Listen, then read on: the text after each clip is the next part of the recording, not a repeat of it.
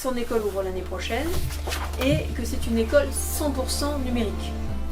Et pourquoi nous avons choisi cela? Parce que je crois qu'il y a là une tendance forte. Il y a d'ailleurs plusieurs projets de collèges ou d'établissements entièrement numériques. C'est une tendance qui est un peu là aussi un bébé du Covid, mais aussi de la modernité et de l'essor du numérique en général. On voit que dans le supérieur, ça devient envahissant. On voit que dans l'enseignement professionnel, ça devient envahissant aussi. C'est évident que dans un contexte aussi de pression mise sur l'instruction en famille et de multiplication aussi des cas de harcèlement, mais aussi de multiplication des profils qui ont ce qu'on appelle des doubles projets, c'est-à-dire des gens qui veulent à la fois bien sûr faire des études, mais aussi vivre une passion, vivre une vocation. Et dans ce contexte-là, il y a un besoin d'affirmation de l'enseignement intégralement numérique.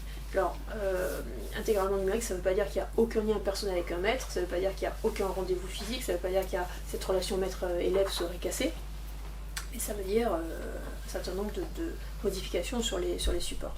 Ce qu'on a vu aussi, c'est que cette année, beaucoup d'établissements hors contrat avaient été précurseurs et beaucoup plus efficaces que les gros établissements publics ou sous contrat pour gérer des périodes donc, de confinement. Notamment, plusieurs établissements ont mis en place des systèmes où tous les cours sont filmés et n'importe quel élève peut assister, s'il a un empêchement, s'il est malade ou quoi que ce soit, peut assister au cours depuis chez lui. Et ça de manière absolument banale. Et c'est désormais en place.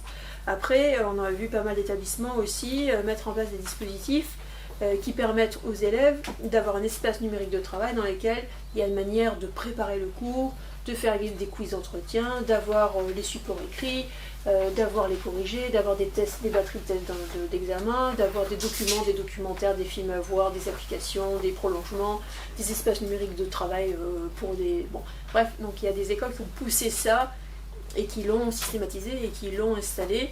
Et je ne suis pas sûre que ce soit si banal dans les établissements publics ou sous contrat. Je crois que cette crise a donné lieu aussi à beaucoup plus d'innovation dans le secteur complètement hors contrat.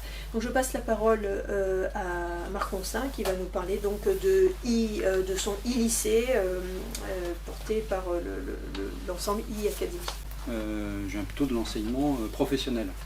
Donc plus effectivement d'une activité de formation dans un domaine privé et concurrentiel. Bien que j'ai eu l'occasion, depuis 25 ans que je travaille dans la formation professionnelle, de faire des allers-retours entre le public et le privé, et je vois bien effectivement les distorsions ou les blocages autant culturels qu'autres qu'il peut y avoir, même dans la formation professionnelle, donc, qui est réglementée par le Code du travail. Alors pourquoi je vous pose ça, effectivement, c'est parce que, comme l'a souligné, enfin, pour faire le teasing de là où on va arriver, c'est le projet dont on va parler, il existe juridiquement nulle part. Il n'y a pas de réponse. Alors qu'aujourd'hui, l'enseignement à distance, ou le e-learning, je prendrais peut-être souvent ce terme-là de manière générique, il n'est pas nouveau. Moi-même j'ai eu l'occasion de travailler sur la pédagogie. Mon domaine de prédilection est plus la pédagogie, pas forcément le business de la formation, mais surtout sous l'angle pédagogique et juridique, et aussi technologique et économique. En fait, on est dans un milieu où ces quatre dimensions-là viennent s'interconnecter en permanence. Donc mon propos, bien qu'étant dans un groupe privé d'enseignement professionnel, n'est pas un propos purement business pour autant. Mais la pédagogie reste première et ça fait partie de l'innovation. Donc e-Académie en fait est un des précurseurs du e-learning diplômant en France, puisque nous sommes une e-business school.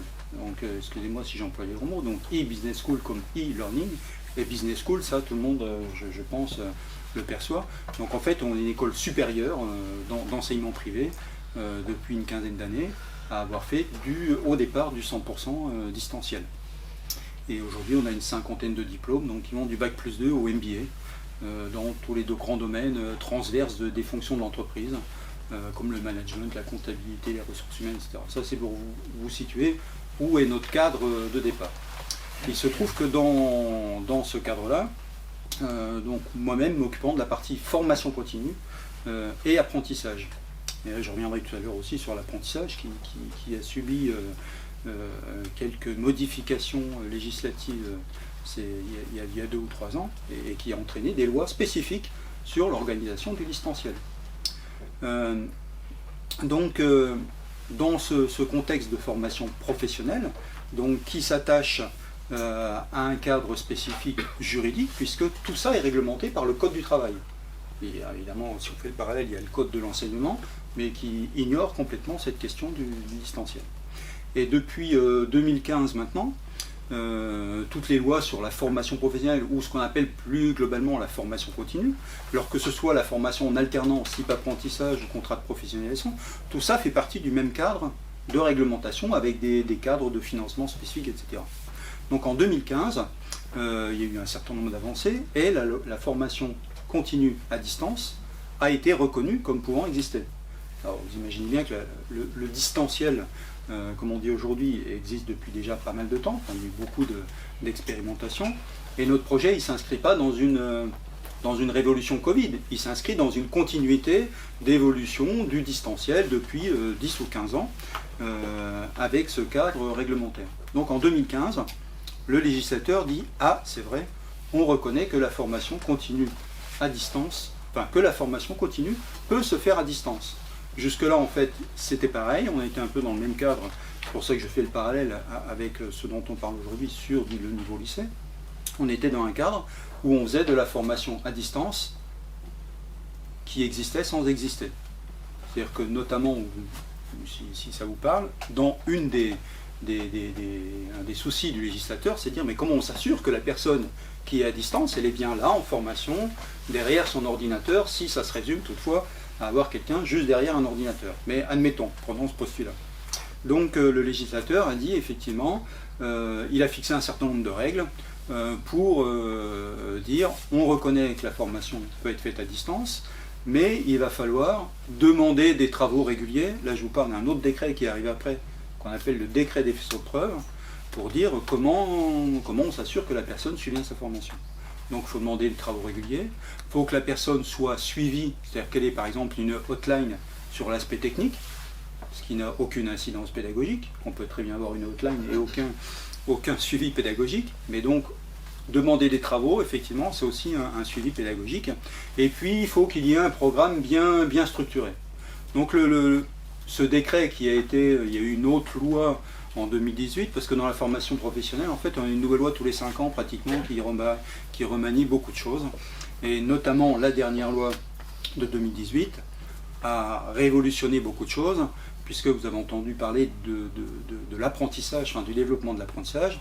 L'apprentissage qui jusque-là était dans un cadre de financement surtout subventionné par des régions, a été complètement libéralisé.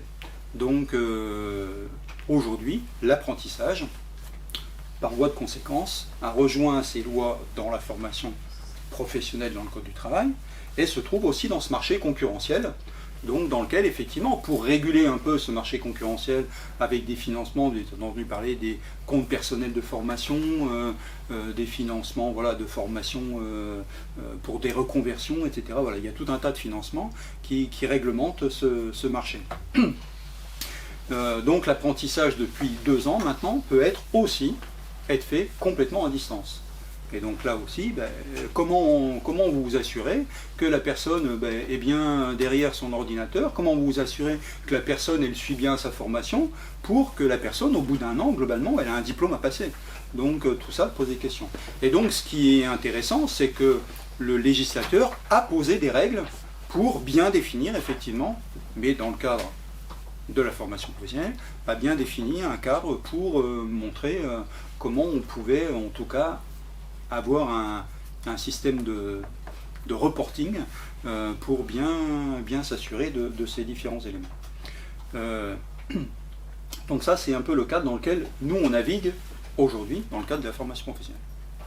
Le projet de e-lycée qui va s'appeler le e-lycée Pierre de Coubertin, voilà, puisqu'il va s'adresser à des sportifs de haut niveau. Donc on a aussi une convention avec la famille Pierre de Coubertin pour avoir l'appellation du nom Pierre de Coubertin. Donc on prépare Paris 2024, c'est aussi important. Et donc voilà, ça c'est pas juste pour des effets marketing ou tout ça, c'est qu'il y a un syndicat de sportifs professionnels de haut niveau, avec qui on travaille déjà depuis presque une dizaine d'années, où on travaillait avec eux sur de la reconversion. Donc des gens qui étaient hors du système, au-delà des 16 ans de la charnière de la formation obligatoire, et qui faisaient plus effectivement un bac+2, un bachelor, une licence, un master, etc., dans le cadre de leur reconversion professionnelle. Et ça s'adressait effectivement avant tout à des gens qui avaient plus de 20 ans la plupart du temps.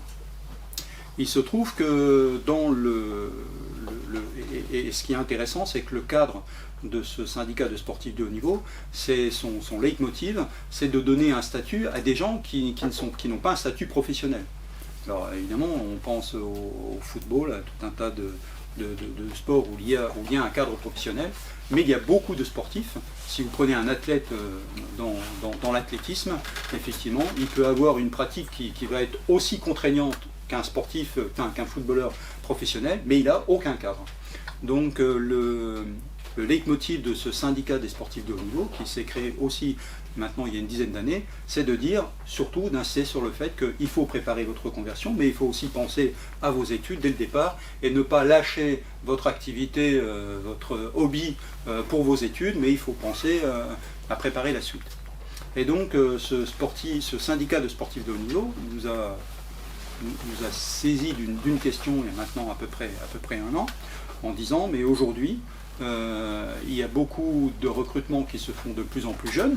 Donc de plus en plus jeunes, ça veut dire effectivement plutôt dans le niveau lycée, et bon nombre de structures sportives, même des structures professionnelles comme des clubs de football qui sont très, très organisés, parfois ou très structurés, ne trouvent pas de solution pour organiser l'enseignement du niveau lycée avec l'activité sportive.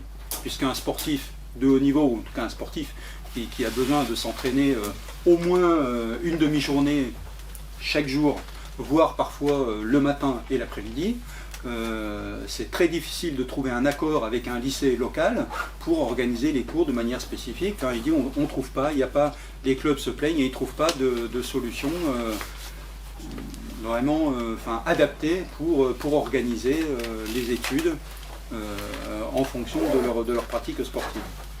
Et notamment, par voie de conséquence, c'est là où on rejoint notre débat du jour, il dit aujourd'hui il y a beaucoup de clubs sportifs qui en viennent à créer leur propre lycée. Donc un lycée hors contrat. Et qu'est-ce qu'ils faisaient en fait pour créer ce lycée hors contrat? Je vous le résume un peu, c'est pas pour faire de la pub ou caricaturer mon propos, mais c'est pour expliquer. En fait, ils inscrivaient les jeunes au CNED, et puis ils leur payaient du Academia à côté. Donc en fait, ils créaient un lycée, c'était juste pour créer une coquille juridique, pour se dire, il faut qu'on se débrouille nous-mêmes pour apporter une solution qui soit souple et adaptée. Donc on les inscrit au CNED et à côté, alors soit on leur paye du Academia, soit on paye des profs qui viennent faire du renforcement scolaire, des cours du soir, etc. Donc là aussi, c'est des solutions qui se développaient, mais qui ne leur donnent pas non plus entière satisfaction. Pourquoi? Parce que aussi, la plupart du temps, c'est pas du tout dans le cœur de métier des gens qui font ça. Donc, excusez-moi le terme, mais ils font un peu du bricolage scolaire, faute de pouvoir trouver une autre solution. Donc ils nous ont dit, nous, on connaît vos pratiques en termes d'enseignement à distance, puisqu'on travaille déjà avec vous sur de la reconversion. Donc est-ce que vous seriez intéressé pour créer une solution? Et puis ils connaissent aussi nos pratiques pédagogiques, je pourrais y revenir après. Donc est-ce que vous seriez intéressé pour créer un lycée à distance pour des sportifs de haut niveau? La première réaction de mon directeur général, c'était de dire oh non, c'est pas notre truc, non, on n'y va pas, et on imaginait, depuis vous vous doutez bien qu'on y allait, mais on n'imaginait pas encore à quel point ça pouvait être compliqué quand il a dit au départ on n'y va pas. Le syndicat des sportifs revenant à la charge, etc., en disant oui, mais je vous assure, voilà. Donc au bout d'un moment, effectivement, on dit bon, et après avoir fait, malgré tout, même si je disais qu'on n'est pas dans une action purement business, il faut quand même faire une étude de marché, voir un peu les opportunités, etc. Essayer de bâtir un modèle pédagogique, parce que le modèle pédagogique, quand on fait de la formation professionnelle, il est quand même assez différent de la formation en lycée. Donc on a dit, ok, on y va. À partir de là, effectivement, on a bâti un modèle. Alors si j'en viens à au questionnement en tout cas sur du distanciel ou sur du e-learning qu'on a aujourd'hui, je dis, cette question pour nous, c'est pas une question covidesque, si je peux me permettre l'expression, mais c'est plus voilà, une évolution normale de tout ce qui se fait. Il y a beaucoup d'établissements scolaires, vous en avez cité, qui s'intéressent aujourd'hui effectivement au distanciel et notamment effectivement suite au Covid. Aujourd'hui, si je vous interrogeais, j'imagine en tout cas, ou si vous avez une autre présentation, faites-moi le savoir, n'hésitez pas, c'est que quand on pense à de l'enseignement à distance, soit on a l'idée en gros des cours par correspondance, mais qui se passent par Internet, hein, soit on a, depuis effectivement la crise, l'idée que de l'enseignement à distance, c'est surtout du Zoom de manière intensive.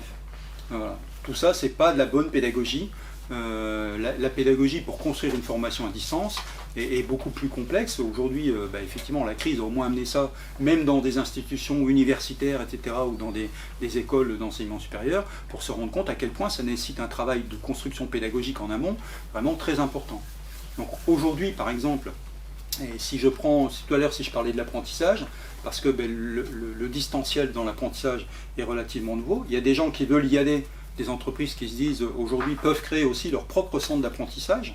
Donc oui, on rejoint un peu le parallèle de ce que l'on a dit, mais qui se disent mais en même temps moi je veux pas des heures de Zoom ou je veux pas du cours par correspondance ou du bricolage CNED Academia. C'est juste pour résumer. C'est pas du tout polémique de ma part. Aujourd'hui ils disent mais quand on vous envoie des apprentis, vous savez que l'apprentissage par exemple ça va être 3 jours en formation, enfin en entreprise, pardon, et 2 jours à l'école.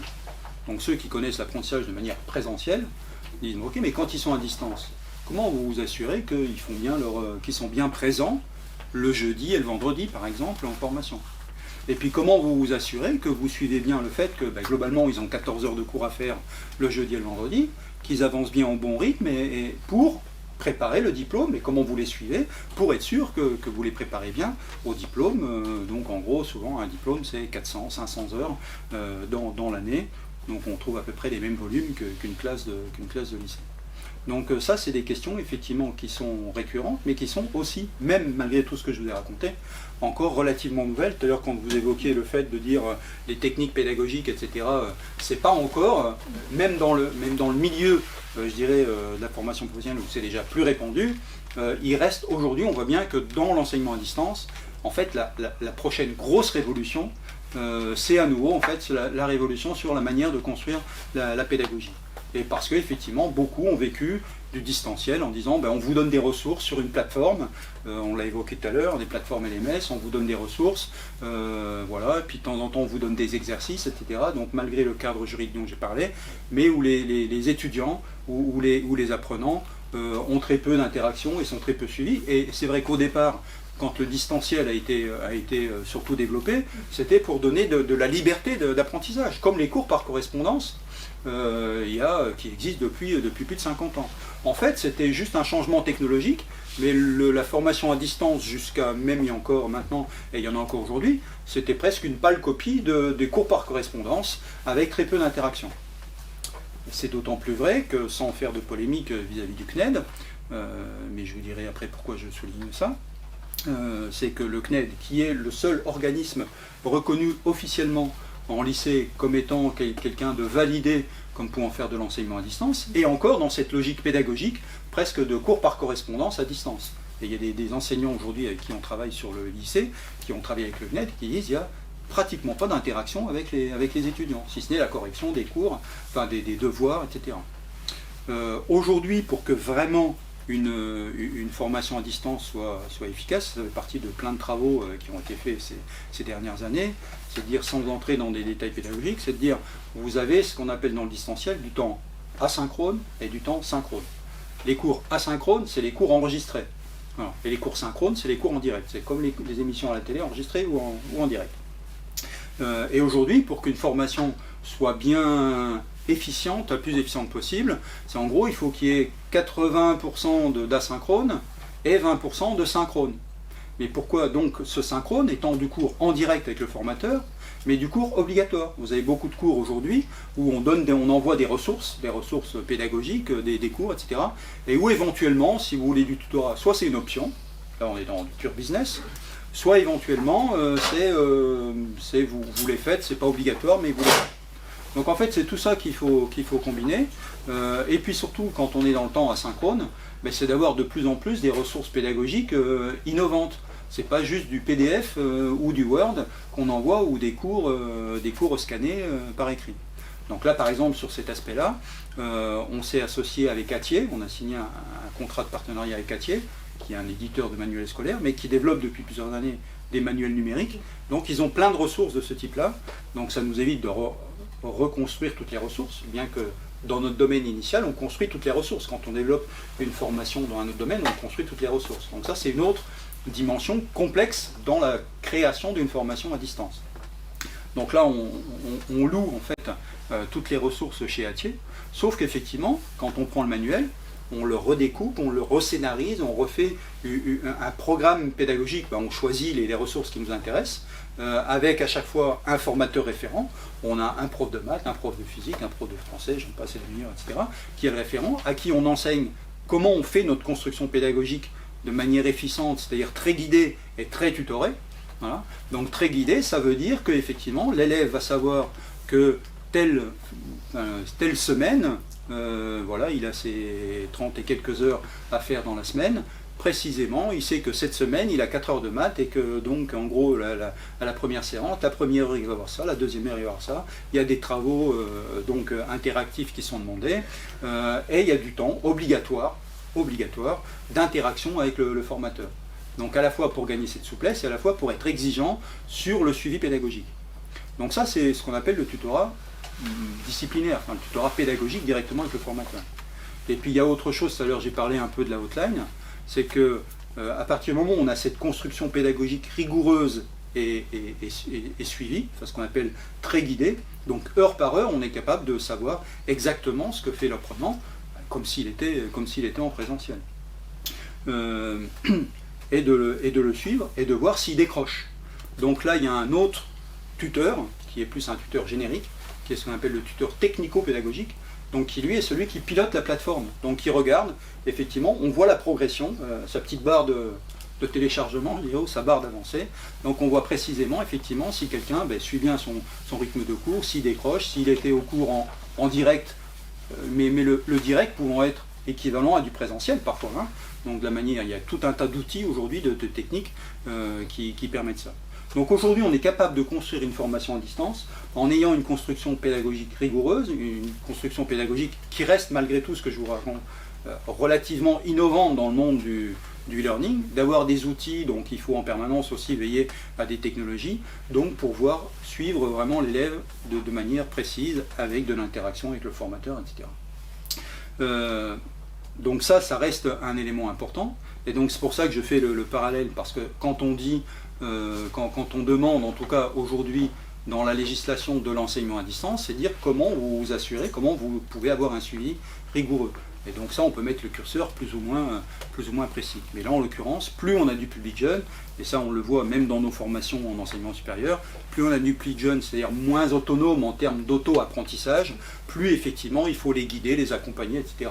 Donc aujourd'hui, par exemple, quand on fait de l'apprentissage, pour des jeunes qui ont 18, 19, 20 ans, on applique exactement la même construction pédagogique. Donc à plus forte raison, dans de l'enseignement du type lycée, on applique les mêmes règles. Mais donc nous, on est venu avec ces règles-là, en se disant, pour nous, c'est normal. Enfin, je veux dire, ça fait partie de l'évolution pédagogique, des innovations pédagogiques, et en même temps, c'est les règles qu'on nous impose, en tout cas dans l'enseignement professionnel. Et donc, autre élément que je n'ai pas évoqué, mais c'est pour créer des perspectives par rapport à notre sujet, c'est que dans le cadre de l'enseignement professionnel, je ne sais pas si vous le savez, mais depuis maintenant, il y a des normes qualité, il y a un système qui s'appelle Calliope. En fait, quand vous êtes un organisme de formation professionnelle, même un consultant indépendant qui ferait de la formation sur il a un numéro d'agrément, donc qui est un peu l'équivalent d'enregistrement, mais maintenant, en plus, il doit avoir un agrément Calliope, comme s'il avait un certificat qualité, d'un process qualité. Donc ça, c'est relativement nouveau aussi dans la règle. Donc ça veut dire qu'aujourd'hui, quand on construit une formation à distance dans l'enseignement professionnel, on doit bien sûr être agréé, enfin enregistré au niveau du ministère du Travail. Si on est une école d'enseignement privé, on doit être aussi déclaré comme école auprès de l'académie. En même temps, on répond aux règles Calliope de qualité, c'est-à-dire comme si vous avez entendu parler des normes ISO 9001, etc. C'est une norme un peu du même type, donc on doit être certifié Calliope, voilà. Donc ça c'est aussi nouveau. Toutes les écoles maintenant vont être... Et on a un décret spécifique pour l'enseignement à distance. Voilà le cadre dans lequel on s'est dit, bah, c'est normal, si on fait tout ça... voilà. Donc arrivent des premiers contacts avec... au moins pour créer notre école, et où effectivement pour se renseigner un peu du cadre spécifique de l'enseignement du niveau lycée. Je contacte il y a presque un an maintenant Anne, et elle me renvoie vers leur juriste, et le juriste me dit nous on ne sait pas répondre à votre question, enfin, l'enseignement à distance c'est pas du tout notre question, hein. Enfin, aujourd'hui je suis très heureux d'être là, et voilà. En tout cas, il y a un an, on disait, c'est pas du tout notre question, et puis en même temps, je ne sais même pas qui est capable de vous répondre. Si on avait dit, on crée la même école, et de temps en temps, on fait du mix, c'est-à-dire, je sais pas, 80% à distance et 20% en présentiel, on aurait été dans un cadre, et il dit, en fait, les règles, elles répondent à des problèmes de bâtiment, enfin, de réglementation de bâtiment, pas des problèmes de réglementation pédagogique. Donc vous voyez bien pourquoi je cite avant tout ce que je vous ai dit en préalable, où d'un autre côté on est quand même contraint à des qualités ou à des règlements malgré tout aussi pédagogiques et surtout pédagogiques, de qualité pédagogique, et là on se dit non, c'est pas le problème. Voilà. Donc entre-temps on continue et on a gardé le contact, la preuve. On entreprend la démarche auprès de l'inspection académique. Donc ça c'était plus récent, peut-être il y a 6 mois, auprès de laquelle on a une déclaration d'école d'enseignement supérieur, donc déclarée. Et alors ça a déjà été compliqué pour trouver la personne qui puisse nous répondre, parce qu'on se situe en PACA. Donc en PACA en plus il y a l'Académie de Nice, l'Académie de Marseille qui ont des attributions différentes. Enfin, je crois que j'ai dû mettre quand même 1 mois à peu près à trouver le bon interlocuteur. Je vous passe les détails. Et là, j'obtiens quand même le contact avec une personne tout à fait charmante, et je lui dis, ben voilà, en fait, alors après, sous les conseils, effectivement, après avoir à nouveau échangé avec le juriste de créer son école, il dit, le mieux, c'est que vous tentiez, effectivement, de demander l'extension de votre activité. Et puis, vous verrez bien comment ça se passe. Puisque, de toute façon, vide juridique pour vide juridique. Donc, sur les conseils, effectivement, je contacte Bernard et je dis, voilà, on est... Et il dit, surtout, précisez-leur bien que vous êtes 100% à distance. Donc, la personne me dit, oui, j'entends bien, oui, il n'y a pas de problème. Elle me dit, écoutez, oui, envoyez-nous votre demande, mais par contre, je ne sais pas du tout quoi vous répondre. Bon, elle me dit, par contre, ce qu'on va faire, c'est qu'on va consulter le ministère, et puis on viendra vers vous. Donc on en est toujours là. Donc on va rendre tous nos documents pour demander une extension d'activité, c'est-à-dire le fait qu'on ait une école d'enseignement supérieur déclarée pour dire on veut étendre notre activité au niveau lycée, et puis voilà, juste une extension d'activité. Donc a priori, ça jusque-là, ça n'a pas l'air de poser de problème, sauf qu'ils ne savent toujours pas dans quelle case nous mettre et comment répondre. Et ce qui est juste incroyable, c'est pour ça que je vous ai raconté le contexte dans lequel on travaille, on n'imaginait pas du tout ça, enfin, se dire, ils ignorent l'enseignement à distance. Et puis après, Anne est revenue vers nous pour dire, finalement, oui, ce sujet nous intéresse, et on dit, oui, nous aussi, ou dire comment on peut trouver... donc effectivement, ça serait de la même manière que on se dit, comment on peut s'assurer que quelqu'un ait les capacités à diriger un établissement. On peut imaginer qu'il ait effectivement un diplôme de pédagogie. Pour connaître un peu, ayant travaillé dans les universités, même dans les SP, ils ne font pas de formation pédagogique. Là, je suis un peu polémique, mais voilà. Parce que je connais quelqu'un qui est devenu prof, et quand il est devenu prof, il a fait un DU de pédagogie dans sa première année de stagiaire. Donc, c'est surprenant. Voilà. Je peux faire une petite remarque. Oui. C'est vrai que ça paraît complètement fou que la case n'existe pas, parce qu'on est dans cette situation, la case n'existe pas. Mais si on prend l'historique des régulations de l'État en matière de liberté d'enseignement, on comprend assez bien, parce que l'État s'est mis à réguler tout ça pour répondre à une préoccupation qui était celle de l'obligation d'instruction.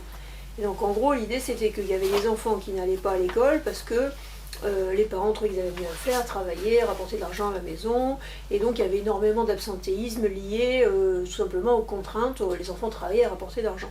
Et donc les premières législations ont été vraiment liées au fait de vérifier qu'effectivement les enfants venaient bien à l'école. Et donc ça avait un côté qui était très lié au lieu, d'où l'importance quasiment sacro-sainte de la liste d'assiduité.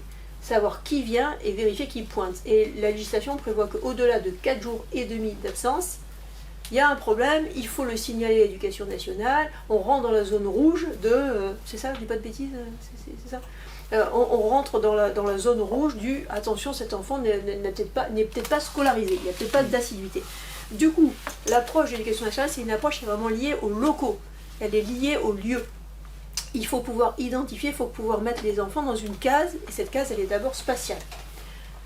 Ça, c'est la première remarque que je voulais faire. La deuxième remarque que je voulais faire, c'est que tout le système français repose sur l'obligation de moyens et pas sur l'obligation de résultats. Et tout notre problème est là. C'est qu'on voudrait qu'on nous laisse la paix, mais qu'on nous juge sur les résultats. En gros, si on arrive à amener les enfants à tel niveau, à tel moment, c'est que ça marche.